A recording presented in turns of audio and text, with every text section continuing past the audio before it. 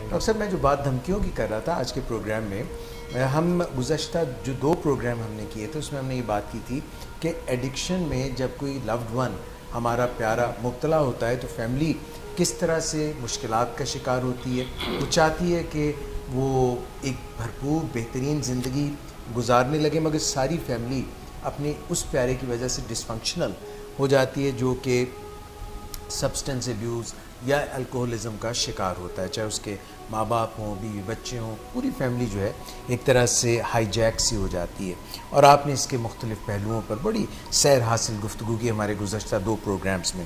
آج اسی کی توجیح میں ہم نے جو پچھلی دفعہ ذکر کیا تھا، اور ذکر تھا دھمکیوں کے متعلق، جن کا ایک خاص نام آپ نے لیا تھا، اور وہ تھا ویٹو تھریٹس.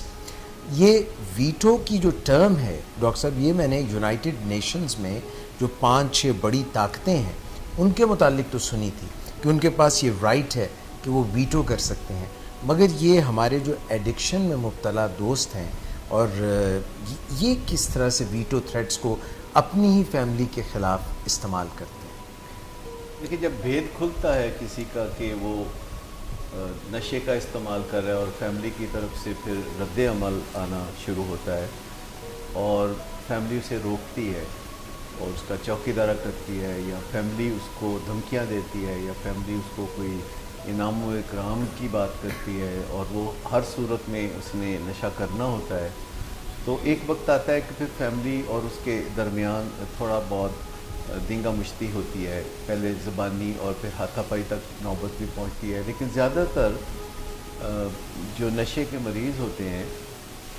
وہ کچھ ایسے رستے نکال لیتے ہیں، چومکھی لڑائی لڑ کے، کہ ان کے نشہ کرنے کی راہ میں رکاوٹیں نہ ہوں. اور اس کے لیے ایک طریقہ جو ہے، بہت سے طریقوں کے علاوہ ایک طریقہ ویٹو تھریٹس دینا. ویٹو تھریٹ ہم نے یہ ٹرم ان کے لیے رکھی ہے جو کسی کے ساتھ بات کرتے ہیں، جیسے فیملی ممبر کے ساتھ بات کرتے ہیں، اور وہ یہ جانتے ہیں کہ فیملی ممبرز ان سے پیار کرتے ہیں، اور اس پیار کی وجہ سے وہ کچھ اپنے نقصان کی بات کرتے ہیں. جیسے اگر کوئی کہتا ہے کہ میں کھانا نہیں کھاؤں گا، تو بظاہر دیکھا جائے تو جو کھانا نہیں کھائے گا تکلیف تو اس کو ہوگی، لیکن انہیں پتہ ہوتا ہے کہ اس سے میری ماں کو بھی تکلیف ہوگی یا بھائی کو تکلیف ہوگی. یا جو کہتا ہے میں پھر اپنے آپ کو کچھ کر لوں گا، جیسے زخمی کر لوں گا، یا میں پھر اپنی زندگی کو ختم کر لوں گا، یا میں پھر پڑھنے نہیں جاؤں گا، یا پھر گھر چھوڑ کے ہی چلا جاؤں گا، میں اب میری دیکھنے کو ترسیں گے آپ.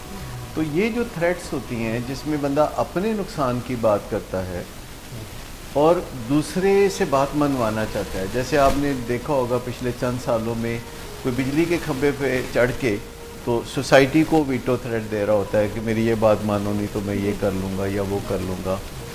اور پچھلے زمانے میں لوگ بھوک ہڑتال کر کے سڑک کے کنارے بیٹھ جاتے تھے. پرانا زمانہ تھا جب لوگ احتجاج کرتے تھے، مرن برت رکھ لیتے تھے یا بھوک ہڑتال کرتے تھے، اور باقاعدہ پھر پولیس آ کے بیٹھ جاتی تھی کہ یہ نہ ہو کہ دھمکی دے کے کھاتے پیتے رہیں، اور وہ باقاعدہ کھانے پینے سے پھر روک دیتے تھے. کہتے پھر یہ نہیں کہ خالی کہو، اس پہ عمل بھی کرو. یہ جو ویٹو تھریٹس ہوتی ہیں یہ استعمال کر کے فیملی ممبر کو مفلوج سا کر دیتے ہیں پیشنٹ، کیونکہ ایک دم وہ ایک رونگٹے کھڑے ہو جاتے ہیں یہ سن کے کہ ہمارا جو فیملی ممبر ہے وہ گھر چھوڑ کے چلا جائے گا، اور انہیں لگتا ہے کہ جو یہ کہے گا یہ کرے گا ضرور. حالانکہ کوئی ایسی کریڈیبلٹی مریضوں کی نہیں ہوتی کہ وہ جو کہیں گے وہ کریں گے ضرور. وہ کہتے رہتے ہیں کل سے نشہ نہیں کروں گا، پھر وہ کرتے ہیں. لیکن گھر والوں کے ذہن میں بہت سے امیجز جاگ اٹھتے ہیں جب وہ کہتے ہیں کہ میں پھر اپنے آپ کو کچھ کر لوں گا. اور چونکہ نشے کے مریضوں میں یہ ہوتا بھی ہے، دیواروں کو ٹڈے مارنا، دروازے بینگ کرنا، اور اپنے آپ کو چھوٹے چھوٹے زخم لگانا بازو پہ، فورارم پہ. باتیں تو نہیں کرتا. بعض اوقات یہ بھی ہوتا ہے جو چرس یا اس قسم کے نشے ہوتے ہیں جس سے کہ پاگل پن پیدا ہوتا ہے، تو دیواروں سے باتیں بھی کرتے ہیں، بلکہ کہتے ہیں دیواریں ان سے باتیں، اور پھر کہتے بھی سر دیواروں سے باتیں کرنا اچھا لگتا ہے. ہاں، اور باقاعدہ جو کہتے ہیں دیواریں بھی ان سے باتیں کرتی ہیں. تو جو لوگ بھی اس طرح کی باتیں کرتے ہیں در حقیقت ان کے ذہنی توازن میں تو کچھ نہ کچھ فرق ہوتا ہے. یعنی جو لوگ ایسے دعوے کرتے ہیں جس کی کوئی ایویڈنس نہیں ہوتی، جیسے کوئی آوازیں آنے کی بات کرتے ہیں، یا لوگ ایسے تجربات کی یا ایکسپیرینسز کی بات کرتے ہیں جو صرف جس میں سے وہ گزرتے ہیں، جیسے کہ ہاں جو لوگ کہتے ہیں کہ ہمارے پاس موکل ہیں، یا ہمارے پاس یہ ہے، یا ہمارے پاس وہ ہے، کہ ان کے قبضے میں جنات ہیں. تو یہ باتیں جو ہیں یہ ساری ڈیلوژنل ہیں، یہ ذہنی بیماری کی نشانی ہے. ہیلوسینیشنز بھی ہوتی ہیں سر کچھ لوگوں کو. ہیلوسینیشنز کا مطلب خاص یہ طور ہے پہ کہ کوئی ڈرگز یوز کرے، جو چیز ایگزسٹ نہیں کرتی اور دوسرا بندہ نہیں دیکھ سکتا، ایک خاص بندہ خود اس تجربے میں سے گزرتا ہے، تو یہ سارے ذہنی خلل کی نشانیاں ہیں.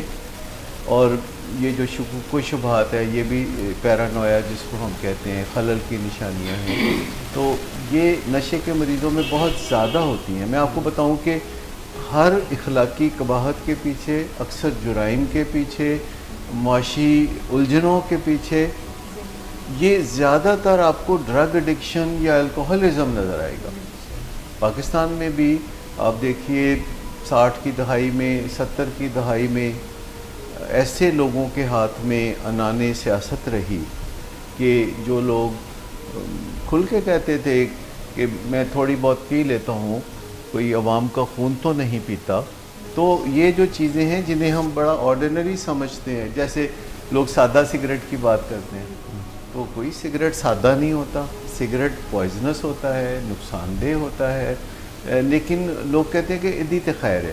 مطلب جب ہم اس طرح مارجن دینا شروع کرتے ہیں تو پھر بات ذرا دور تک نکل جاتی ہے.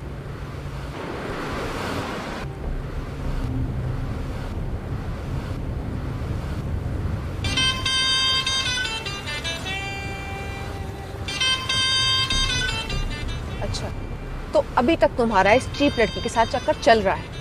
تم کون ہوتی ہو مجھے پوچھنے والی؟ اوکے، اور تم ان گھٹیا لڑکیوں کے ساتھ گلچھرے اڑاتے پھرو تو میں چپ بیٹھوں.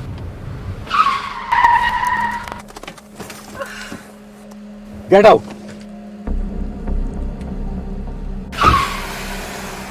شراب نوشی کی وجہ کردار کی خرابی نہیں، موڈ کی خرابی ہے. شراب نوشی کبھی بھی نشے کی بیماری میں بدل سکتی ہے. نشے کی بیماری ہر سٹیج پر قابل علاج ہے. مدد حاصل کیجیے کیونکہ وہ ایسا نہیں کرے گا. ولنگ ویز سے مدد حاصل کیجیے، کہیں سے بھی مدد حاصل کیجیے، لیکن فوری مدد حاصل کیجیے. جس معجزے کے انتظار میں آپ نے بہت دیر کر دی، اب وہ دستک دے رہا ہے. مدد حاصل کیجیے، مدد حاصل کیجیے، مدد حاصل کیجیے.